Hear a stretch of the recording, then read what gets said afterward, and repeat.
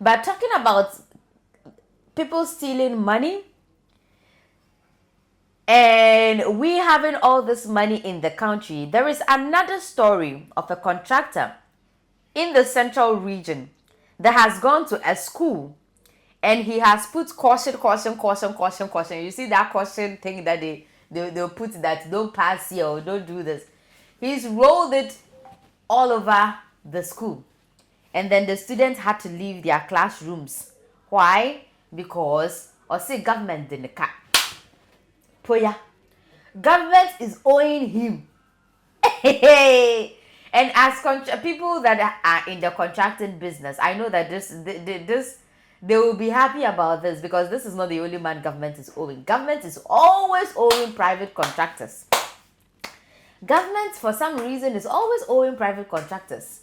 Like if you know somebody that is a contractor, right, in the construction business, they will always tell you that if you have some, you say your father is in the construction business, or your brother is in the construction business, or a family member, or even a friend is in the construction business. Anytime you're trying to ask money from them, they'll tell you that chale misika bi aloke wo government ho into your transfer sikano. Contractors, their monies can lock with government for over years. Some contractors' money can lock with government for like 10 years, 15 years. Into a year, contractors no so omonya contract no, they are always trying to steal or they are always trying to use cheap materials to build the thing so that they can make profit out of it. Because if you can contract somebody for 3 years or 4 years and end up locking the person's money for 10 years, and sometimes it's even worse when there is a change of government. Because if the MPP government contracted you to do something right now, when the NDC governments come, they're not going to pay you. You still have to wait for the MPP government to take back power before they can pay you. And sometimes it takes over years. Because if a different government takes power and they've run for 8 years, which means you are waiting 8 years until a new government or a new party or your government comes back into power before they can pay you. It's actually sad and funny. You know, going through the comment section, some people are happy that he did that.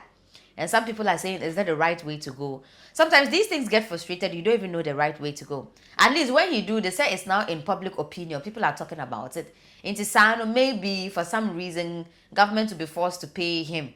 Because if you sack students out of their classroom to go away because you build a building for them and then government didn't pay you, government will be forced to listen to you.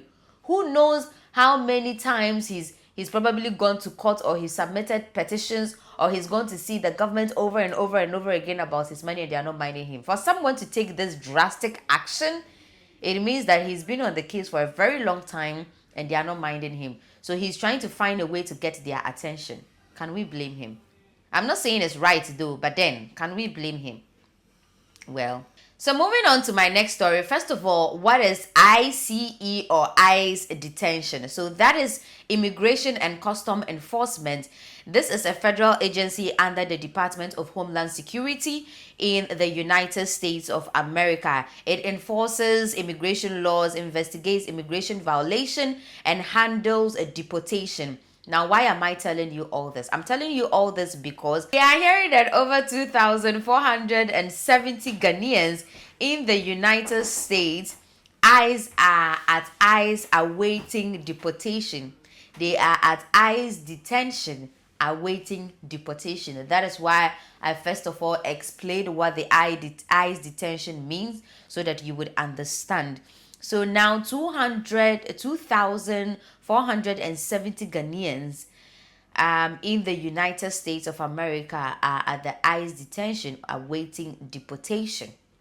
And the reason they will be awaiting deportation is because they have violated, like I said to you, the ICE detention is an immigration and custom enforcement agency under the Homeland Security. And if you are there awaiting deportation, it means that you have violated an immigration right or something. That is why you are there awaiting deportation. I don't know what the foreign minister is going to do about it, but this is just for your information. Some people under the comment section are saying some funny things, so I'm just going to take a few comments and then we would go. So this person is Vic Akosia. Vic Akosia said Canada keeps proving why it's a great place to work and build a new life. Immigration policies are easier. I am glad to keep helping more Ghanaians connect with employers through sponsorship programs. All right. Now this person is saying that finally my father is coming home. Finally my father is coming home.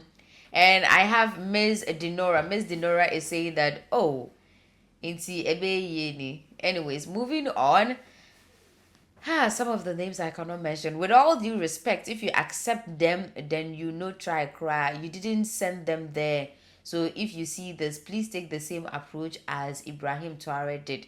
So basically, this person is trying to tell the government and the foreign minister that they shouldn't accept them back in the country. And I think that about 2 days ago, I actually saw a message like that from the foreign minister that was refusing to accept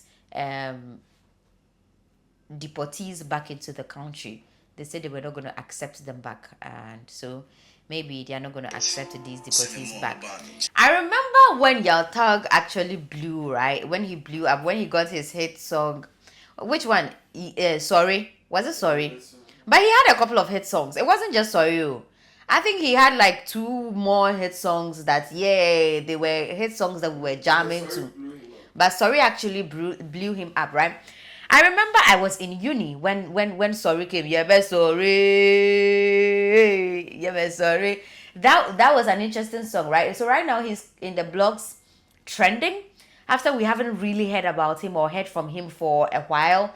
I know those that follow him, you would see his music and stuff and you see what he's about. But I'm just trying to say that he hasn't been out there and loud like the time or the period where Sorry released and it was everywhere and all over. Now, right about that time, he was with a group of people, I think the Asaka Boys, right? And that included, I don't know if Black Sherif was part of the Asaka Boys. He's not part of the Asaka Boys.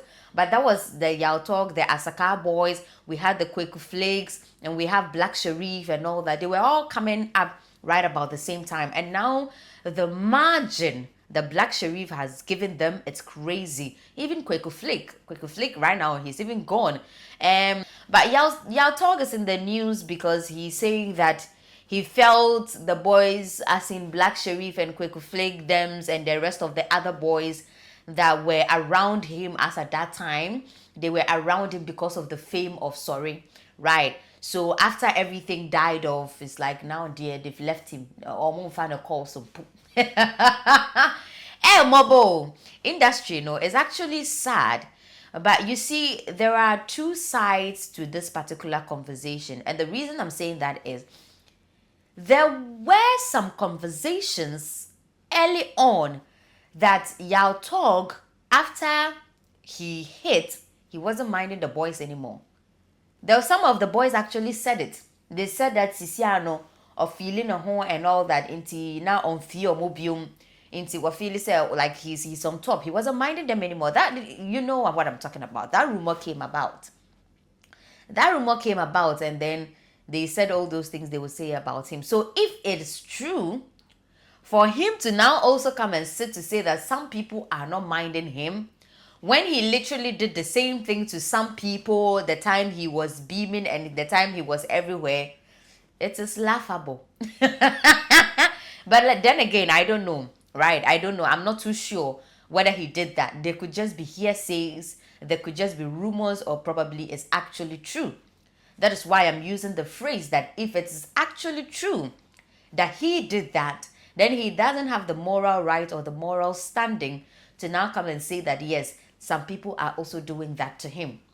Secondly, as much as you would understand and we expect that for our industry to grow, because one thing we cannot take away is the fact that Yaltog, when it comes to that music business, he's super talented. He has the talent, right? He has the talent. Right now, he was supposed to be, I don't want to compare him to any of the young boys that are making it big out there, but like he was supposed to be on the level of some of those boys. Some of those boys probably in Nigeria that blew up right about the same time he did. He was supposed to be on the level of those people, but it looks like as though he is not. But like I'm saying, as we're expecting them to collaborate in the entertainment industry and push each other, just like he himself said, they are not entitled to. It is not Kian responsibility say, I me blow I was say me bow na won't blow. And I should hold your hand and go with you. It is just AFKK. It's just nice. But that raised a question. Especially if you want to talk about Black Sharif. The people that Black Sharif started with when we know Black Sharif are still in his camp. They are literally still the people producing beats and stuff for him, right? To some of his music. They are literally still the people he travels with. Some of the people that started with Kweku Flick before Kweku Flick became the Kweku Flick he is today are still rolling with him. So y'all talk, what happened? I'm just asking, what happened? Why are you the cut? Why are you the one they cut off? What happened? Why are you the one they are not picking your calls? Except you want to tell me that all the people that you and them started, Kweku Flick and Black Sherry started with, they've cut ties with all of them. They are not more with them. Then fine, I would understand that you're musu buying. But if they are still with some of those people, and it is you they've cut off, I'm not saying anything, guys. I'm just asking a question. What happened? Anywho, guys, so let me know your thoughts about this story down below in the comment section. But until then, that is all we have for you today. My name is Leadership, and thank you for joining today's episode of The Bench. We'll catch you again on our next video. Please remember to take care of yourself.